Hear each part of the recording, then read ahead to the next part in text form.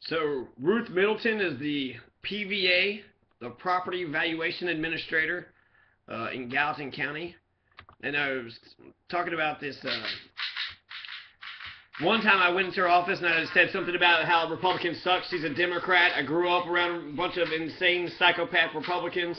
And so it actually kind of characterizes my perspective on all of them. I'm sure there's a few good apples out there. But I said something about the Republicans, and she was like, she goes like that. She lunges at me like she's going to hit me. Why? Because I made a clever-ass joke that Republicans suck, and they do suck. But regardless, it's free country, it's free speech. I'm allowed to say these jokes, and it also shows that Ruth Middleton is a bad Democrat. You know, how dare you insult the Republican Party? How dare you insult the party of the Ku Klux Klan? No, I guess that's the Democratic Party. But it's the Ku Klux Klan now with Nixon's Southern strategy. They're the ones that voted against Civil Rights Act. You guys are against civil rights? Black people shouldn't have the right to vote? Is that what you're trying to say? We should have a segregated society? Republicans? You're wrong then, just like you're wrong now. Your Tea Party, I can totally see where the Tea Party came from. It's the same fucking assholes in 1975 that was protesting in Louisville, Kentucky. But I'm talking about Kentucky Civics. So the PVA, the Property Valuation Administrator, is basically the tax collector.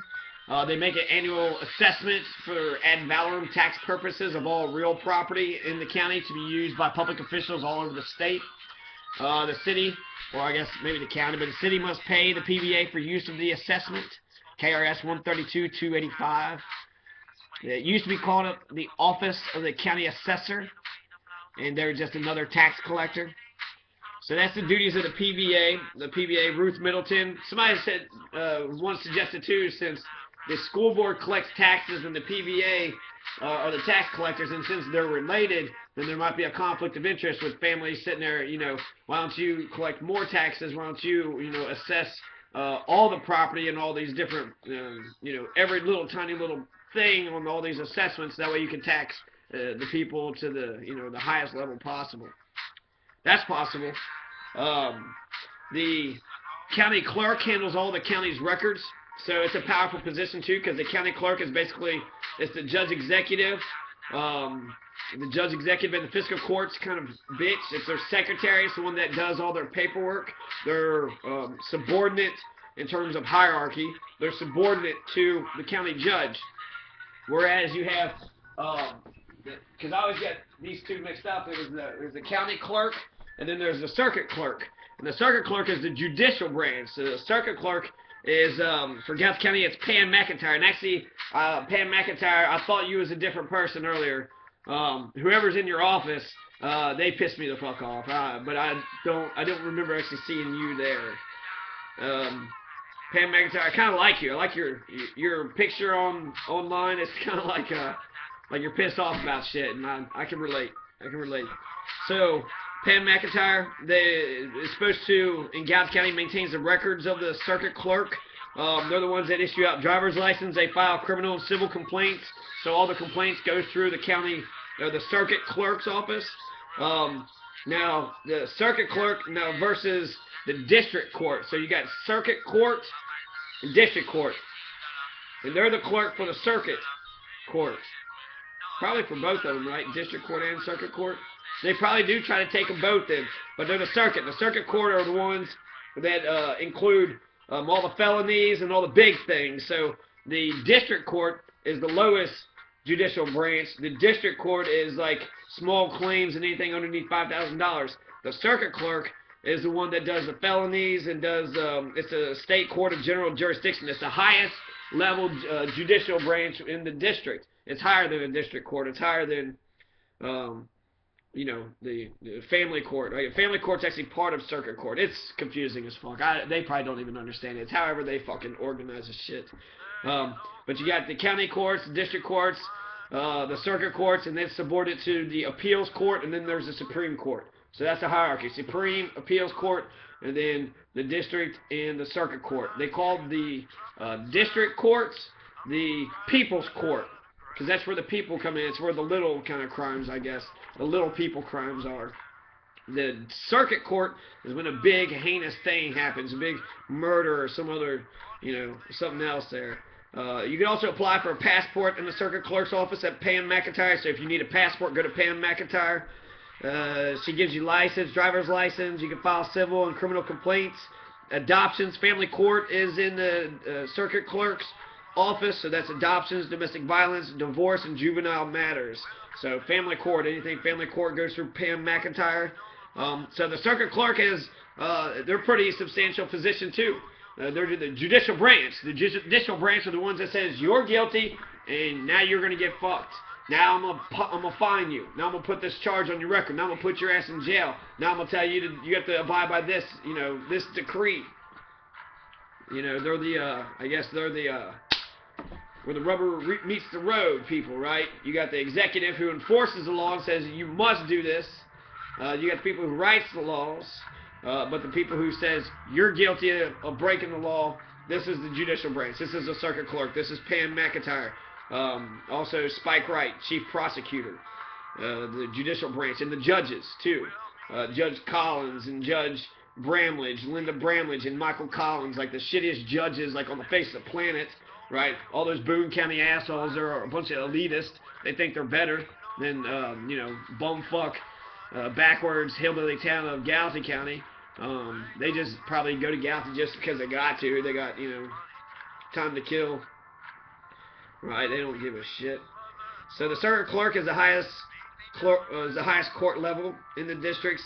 Family court is inside the circuit clerk. Circuit clerk is Pam McIntyre. They're also the driver's license. They file all the criminal and civil complaints. It goes through the circuit clerk. So the circuit clerk is really important. I guess you could say they're kind of the judicial branch's bitch. So they're the ones that follow what the judges tell them to do. They might even think the judges or the county attorney are the people that they're supposed to answer to. They're their own people. They're their own thing. So they can kind of gauge how they want to file any of the things that they want to file, how they want to organize themselves. So the circuit clerk, the state courts of general. Oh, I already said all this. The county clerk is Tracy Miles, so she has to do motor vehicles and motorboat licenses and fees, and she's the chairman of the elections, and she keeps the records for the county. All the records for the county goes to Tracy Miles. She also deals with the deeds, wills, mortgages, and marriages. So some family stuff there, the wills, the deeds, whenever you buy property, it goes through Tracy Miles. If you get married, it gets filed in Tracy Miles' office. But again, she's the fiscal court and judge executive people in addition to the chairman of the elections. She's kind of her own thing too, right? Don't get me wrong, county clerk and circuit clerk are both powerful positions, but the circuit clerk is more powerful because they're the judicial branch. So they hit the rubber on the road more frequently throughout the year. Now, election time, the county clerk's got some power, but most of the time the circuit clerk has a lot of power. Power is when you force other people to do what you want. Power is when you make other people do what you want them to do. That's what power is. And if you got the power to compel people to do it, it's much easier to compel somebody to do something than to have to convince them. If you have to convince them, you actually got to treat them like they're a person. And if they say no, you have to accept that as an answer. Oh, you don't want to do this? Okay, well, damn. I guess we'll have to do something else, right? In 2002, jailers received a minimum of $20,000 to $53,000, depending on the county judge executive, what the budget was, whether they passed the budget or not. In Gallatin County, the jailer is Jerry Webb. Now, Gallatin County doesn't have any jail whatsoever. So basically, a cop will arrest somebody, and then he's got to give it to Jerry Webb, and then Jerry Webb takes him to jail. It just seems like it'd be easier if the arresting officer would just take them directly to jail. Why is there a middle person at all? And how hard is it to have a jail? What do you got to do? Is just keep somebody in place for a week until their trial comes up? I mean, you could do that in the basement of your own house. So for us not to have jail is ridiculous. But since we don't have a jail and there's no need for the position, why are we paying $20,000 to $50,000 for a jailer of a position we don't even need? So Jerry Webb's a nice guy. I'm not saying anything about it, but we don't have a jail, and it seems like it's just an extra leg in the process. Somebody arrests somebody, and then they got to give it to the jailer. I mean, it just seems like a stupid transport, The jailer doesn't know what happened. He don't know what happened to the other, the situation where it started it all. So he's just carrying out other people's dirty work. Hey, I arrested this guy. Put him in jail. Okay, I'll put him in jail. I mean, that sucks. That's some bullshit. The county clerk handles all the county's records. 2002, jailers make $20,000 to $53,000. Judge executive, the county clerk, sheriffs, and jailers make from $48,000 to $88,000. So the county clerks and the sheriffs and the jailers and the judge executives, they're getting paid a pretty penny. They're getting paid a nice little hefty salary, higher than the median income in Kentucky. So they're getting paid more than everybody else. People say, oh, they deserve it. You know, they're doing all this extra work. You know, maybe they do, maybe they don't. In terms of tightening our belts and the Tea Party wanting to reduce taxes, why are we paying, you know, why do we have the jailer position in Gallatin County? There is no jail, and it's a redundant position. It doesn't need to exist. If they want to save some budget, if you want to save some money, you know, to get, you know, some internet, which would only cost a penny or a percentage of the salary of the jailer, why wouldn't you do that? Would you rather have free internet for everybody, or would you rather have your buddy get some free spoils system patronage? You know, some little grease, right? Just grease their palms a little bit, right? They'll always be your friends if you're paying them. If they're getting paid, why wouldn't they, you know, be your friends? So that's the jailer. And like I said, it's all the judge executive gets to choose with how much money or whether these, you know, positions have any financing. So like the constables, they don't get hardly any financing, and usually they're delegated to some low just office runner doing subpoenas or filing warrants or whatever. So instead of actually, you know, serving warrants to other people, so instead of actually being the sheriff of the town, because the constable, it has the same amount of power as the sheriff does in their own district. So in their own district, they can do, you know, as much as the sheriff can do. That's what a constable can do. But budgets, the judge executive doesn't give the constables any money, so therefore they have no power, they have no ability to buy their own cars and buy their own equipment and make money that way. So they have to, you know, listen to somebody else's rigmarole. The same can be said true of any of the positions.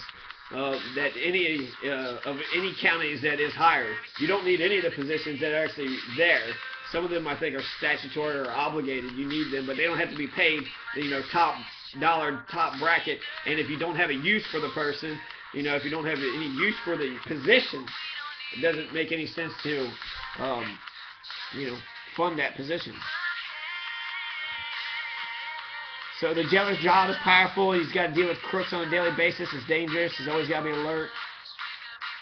So couldn't it be said that who is the most powerful official depends mainly on the official, how they use their authority in the official capacity? That's true.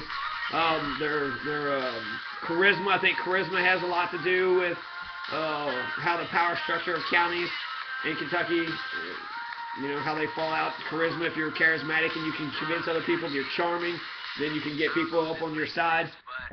So you got charisma, charm, and then there's also like your connections. If you know people, you know, if you know some powerful people or business interests in some shit, if you can, if you're able to use those connections in order to get what you need, in order to get what you want, then that also bolsters your appeal, right? And if you're just a decent person, that helps. If you're just a corrupt fucking shithole, you know, bastard, just a fucking fascist, just a psychopath fascist that's going around looking for people to beat up just because you get off to hurting others, then, you know, go fuck yourself. I mean, that means you're a fucking evil piece of shit. But you're not going to be my friend, and I would think that normal folks who have any inclination towards dignity for themselves wouldn't accept it either.